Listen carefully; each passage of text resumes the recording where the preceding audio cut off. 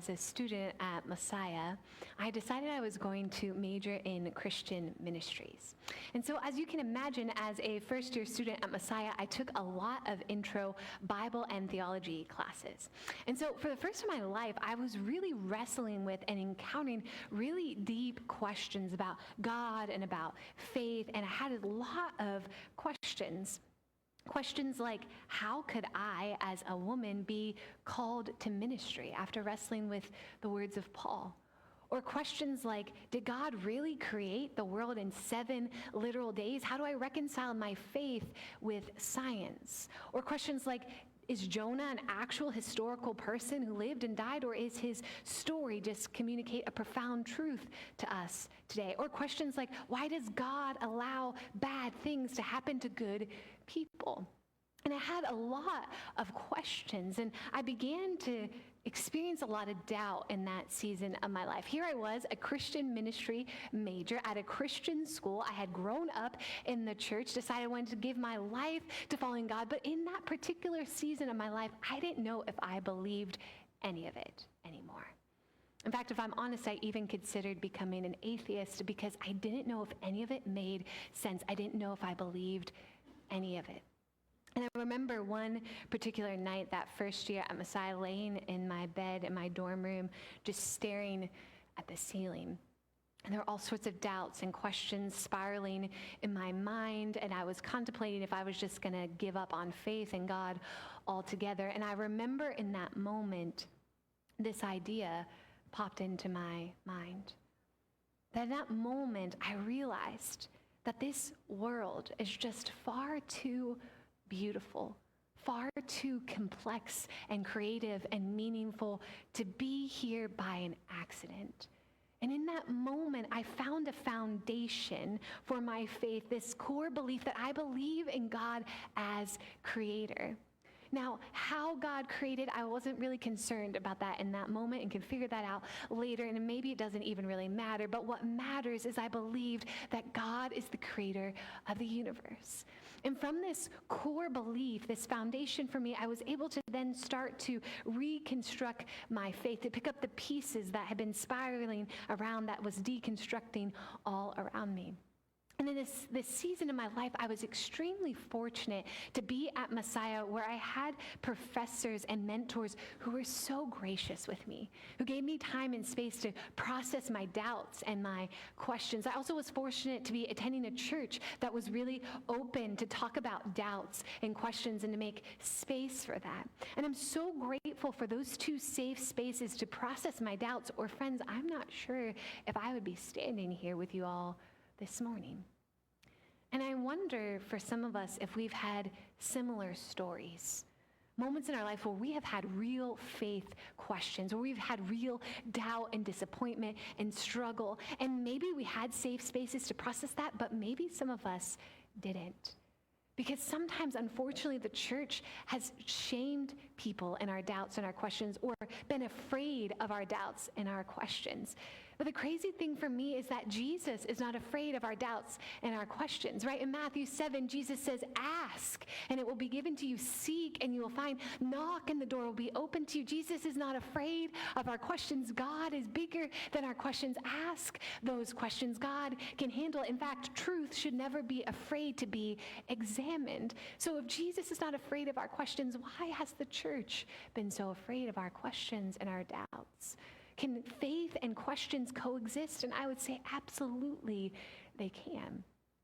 But unfortunately, maybe for many of us, or I think especially maybe many young people, when we came to church with our questions, those questions and doubts were not always welcomed. That maybe people said, how dare you ask those things, or just believe, or just keep the tradition, or toe the status quo. And maybe we felt silenced or not valued in our questions. And so today we're continuing our Followers Under 40 series, where 2 weeks ago I shared with you that in the last 25 years, 40 million people have left the church.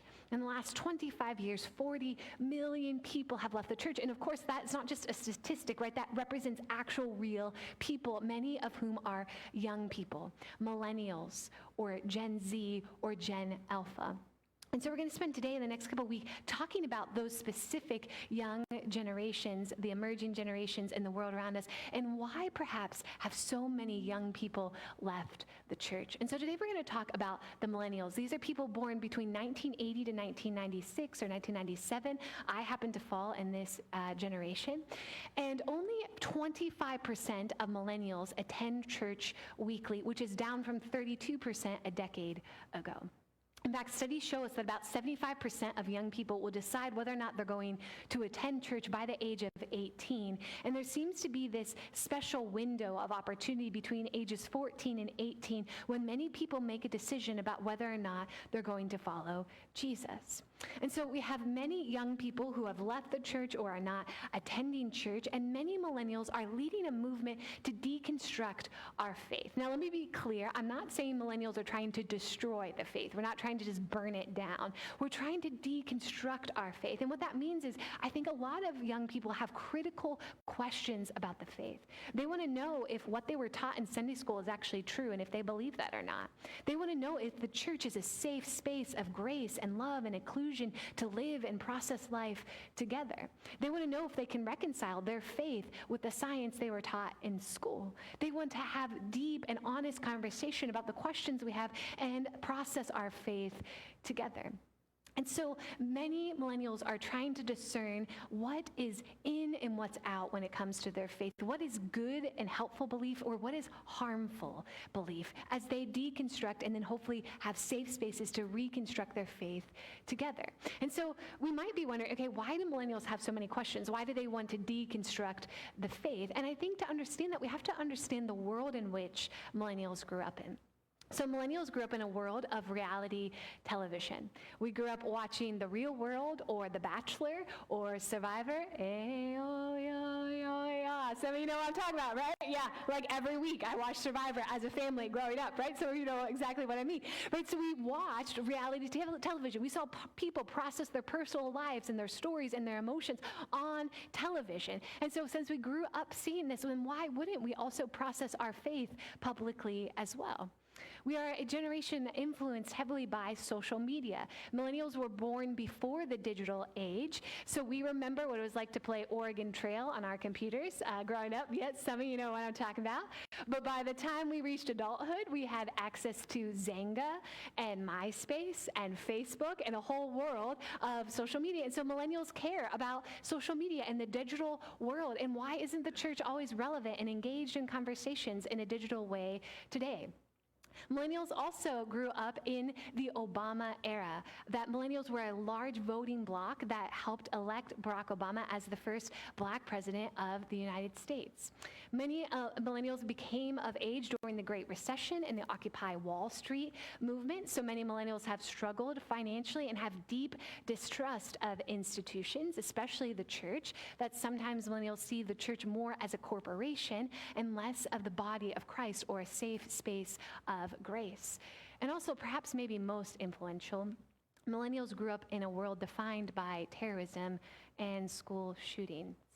I was in 4th grade when 9/11 happened.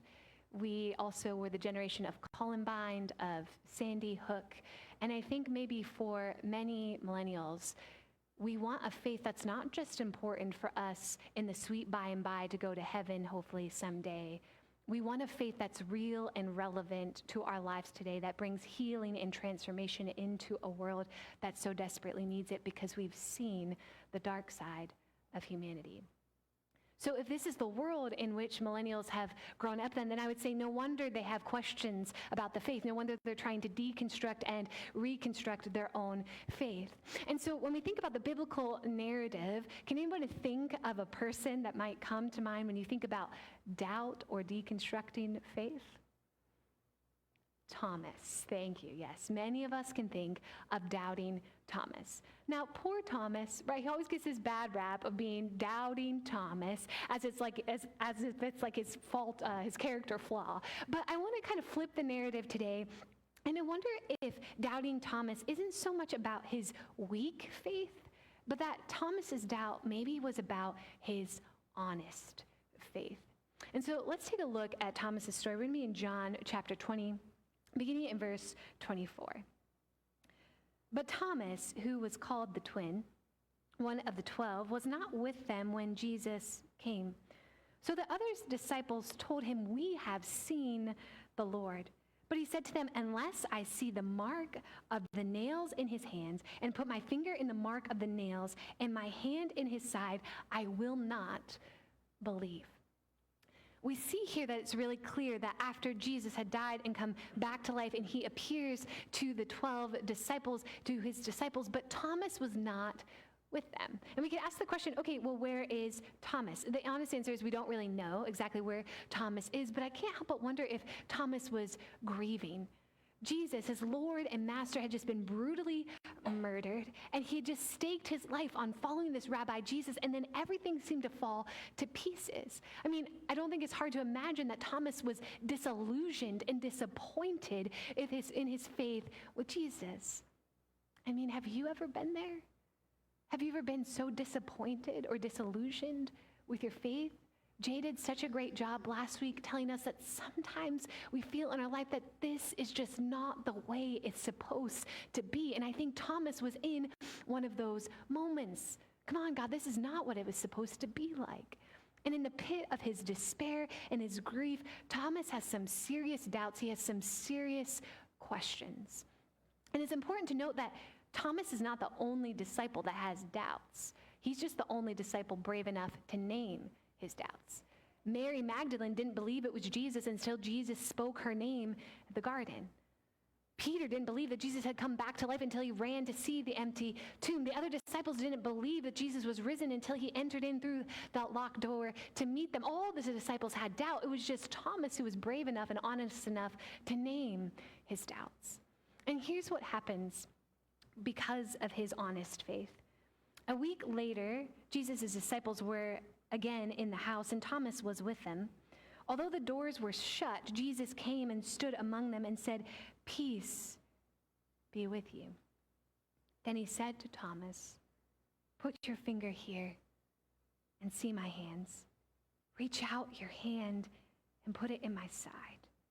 Do not doubt, but believe." In this moment, Jesus meets Thomas exactly where he's at.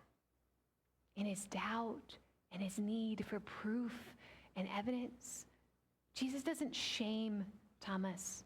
He doesn't push him aside. He doesn't exclude him. He doesn't say, "Thomas, why did you doubt? Why can't you just believe?" He doesn't do any of that to Thomas. Instead, he meets Thomas exactly where he's at, in his place of need. And here is where I think the church in America should start taking notes, because Jesus never pushes aside or excludes or shames people for their questions or their doubts that really, if we're honest, maybe sometimes scare us. Right? When someone asks a really big faith question, we don't know the answer, we get uncomfortable and we're afraid, or we think we don't know the answer, or maybe their question might lead them down a slippery slope, but there's no fear in Jesus' response. He simply meets Thomas where he's at, in his place of need, and is present to wrestle with Thomas. That perhaps the church is not about this dogmatic machine of trying to get it right, of who's in and out, but instead we are the ecclesia, like we talked about before. We are the called out body of Christ in the world, a people called to live out the love and hope and grace of Jesus Christ in the world. That's what our calling is, not to get stuck on who's right and wrong and who's in and out, or who has the right questions or not. And what I love about Thomas's story is that Thomas's doubt does not exclude him or disqualify him. In fact, it takes him deeper.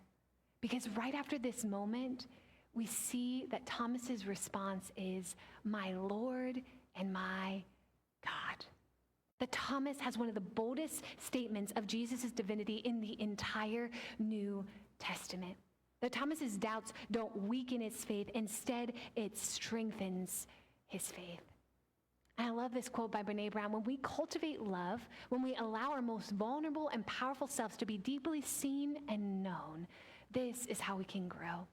And I love this about Thomas because he's vulnerable with Jesus. He allows himself to be fully seen and fully known, and this changes Thomas's life. This is what Jesus did for Thomas, and I believe it's what the church can do for all of us. Because like I said, Thomas's doubts did not disqualify him, but in fact, I would even almost argue that Thomas's doubts qualified him for even greater mission and ministry in the world.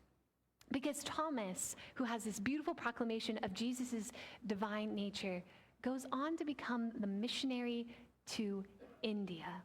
That Thomas takes the good news of Jesus Christ further and farther than almost any other of the other followers of Jesus.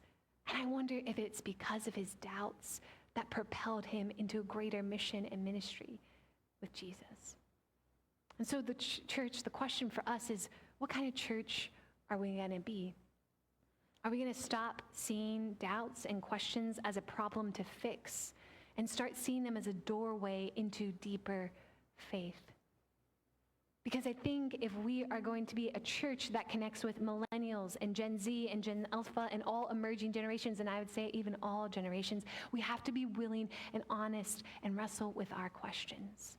Because I want this space to be a safe space for you to come with your questions, that you don't have to check your brain at the door, but that you bring it with you with your real questions for God and for each other and about faith, that this would be a safe space for us to process and wrestle with our questions together. Because I believe bold faith does not run from questions, but faces questions. That bold faith does not exclude doubt, but welcomes doubt as a part of the journey. And so I think we have to be willing to ask hard questions, to have difficult conversations together, to stop making a line between insiders or outsiders, but realize that we're all on this journey of trying to understand an infinite God with our finite minds together. And so that if we are going to be a place for future generations, we need to ask ourselves, are we going to be the type of church, the type of faith community that Thomas would have stayed to be a part of? Are we going to be willing to wrestle with our doubts and questions together, to share with each other, yes, this is what I believe and this is how I got there, but first being willing to listen before we lecture or to love before we label? Because church, Jesus is already meeting people in the middle of our questions. The question for us is, are we willing to do the same?